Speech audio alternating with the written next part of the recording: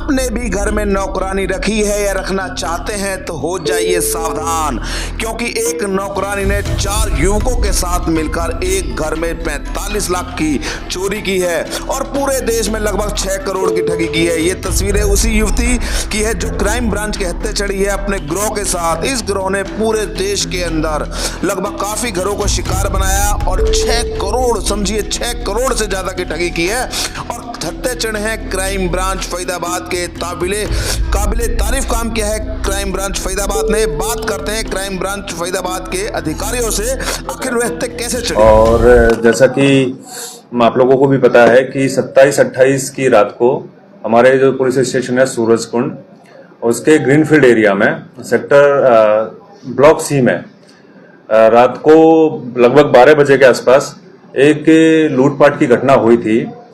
और उस घटना के दौरान जो कुछ लोग थे जो उसके घर के अंदर घुसे, वहां पर एक बुजुर्ग महिला थी और बाकी जो परिवार के सदस्य थे, जो बुजुर्ग महिला थी उसके बेटा, उसकी बहू घर से बाहर गए हुए थे और वो बुजुर्ग महिला और कुछ बच्चे वहां पर थे।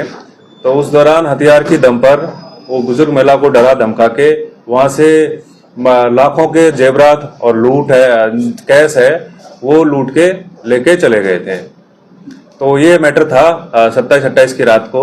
तो उसके बाद तुरंत क्राइम टीम ने, फरीदाबाद पुलिस ने संज्ञान लेते हुए हमारे जो एसीपी हैं अमन यादव है, उनके नेतृत्व में एक क्राइम टीम का गठन किया, जिस क्राइम टीम के जो हमारे बडकल के इंचार्ज हैं SI Naresh, constable Naresh, SI Asaruddin, ASI Shamsuddin.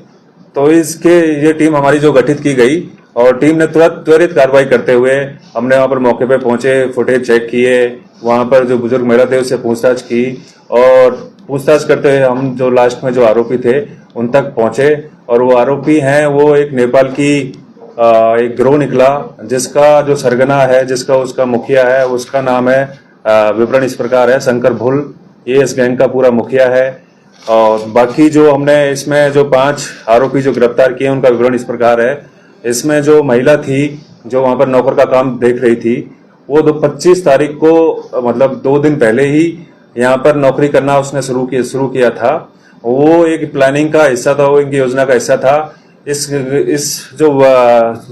ये गिरोह है, इसकी जो मॉडस ऑपरेंडी है, इनका जो वारदात को अंजाम देने का तरीका है, मैं वो ऊपर बताना चाहूंगा आपको। ये इनके ग्रुप में 4 से 5 लोग होते हैं और जैसे ही अपने मिशन पे आते हैं, इंडिया में जब मिशन पे आते हैं, वारदात को अंजाम देने आते हैं, तो सबसे पहले एक सोशल मीडिया पे अपना एक ग्रुप क्रिएट करते हैं और मैसेंजर या व्हाट्सएप पे ही बातचीत ये उस दौरान करते हैं।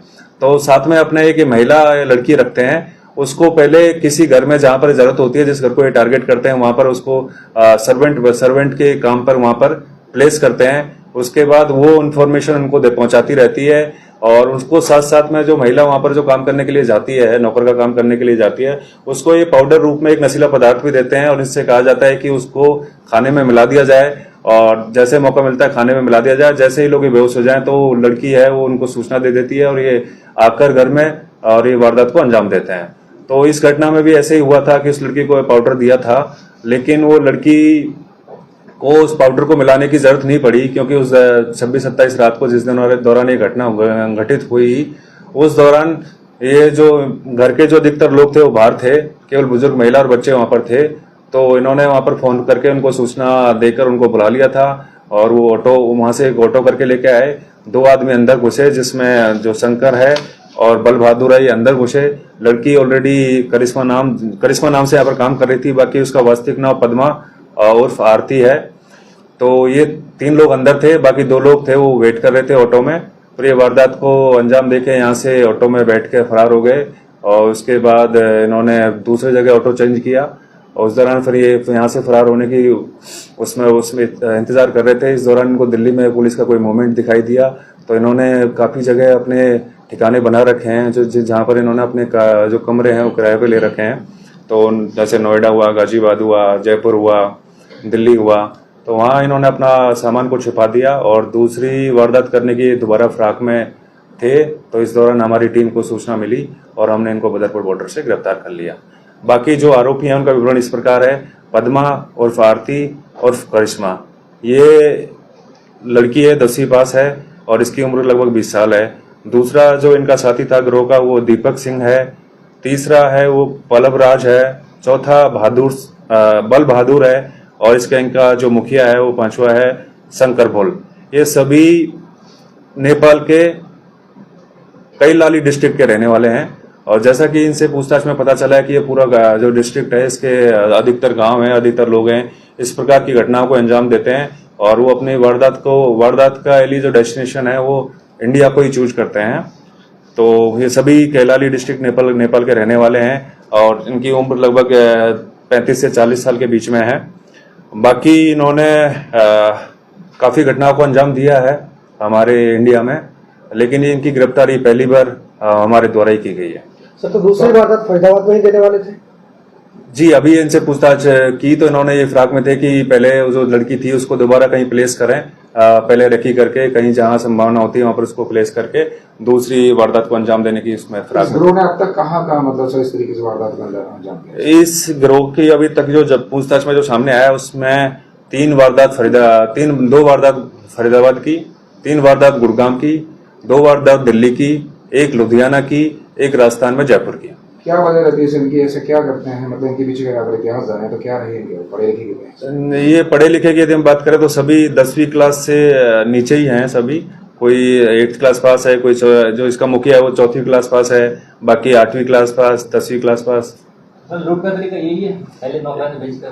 जी, इनका जो लूट का तरीका यही है कि पहले अपने ग्रुप में 5-6 लोगों का इनका ग्रुप होता है, उसमें एक महिला ये हमेशा रखते हैं। महिला यही रहती है बार-बार अलग? नहीं, बार-बार इनसे अभी तक जो पूछताछ हुई है इसमें अलग अलग महिलाएं। कितने गिरोह में और लोग हैं जो बाकी से गिरफ्तारी की?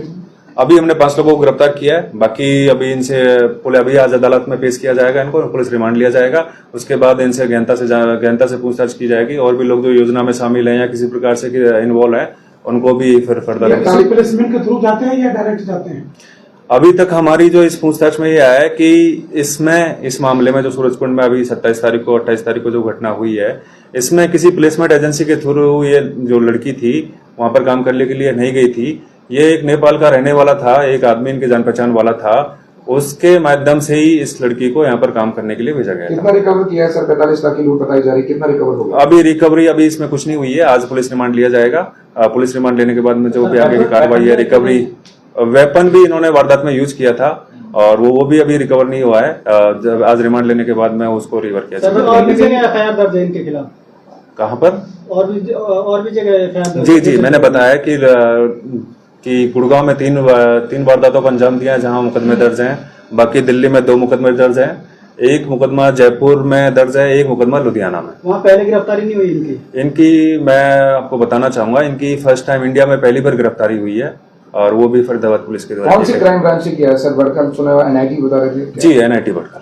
NIT भड़कल जी सर, एक चीज और है कि जिस तरीके से बिना वेरिफिकेशन के ये फैमिली जो रखती है लोगों को काम पे, तो उस पे आप क्या कहना चाहेंगे? क्योंकि कहीं ना कहीं ये भी एक लूप है। जी, तो मैं आप लोगों के माध्यम से यही अपील करना चाहूंगा आमजन से कि बिना वेरिफिकेशन के कोई भी घरेलू जो कर्मचारी है या नौकर है उसको ना रखें, क्योंकि इन वेरिफिकेशन कराने के लिए पहले भी DC साहब की तरफ से काफी बार आदेश हुए हैं, पुलिस की प्रशासन की तरफ से लोगों को जागरूक भी किया गया है, आदेश भी हुए हैं, सरकारी आदेश भी हो रखे हैं। तो सभी लोगों से ये अपील है कि जो यदि कर्मचारी को किसी नौकर को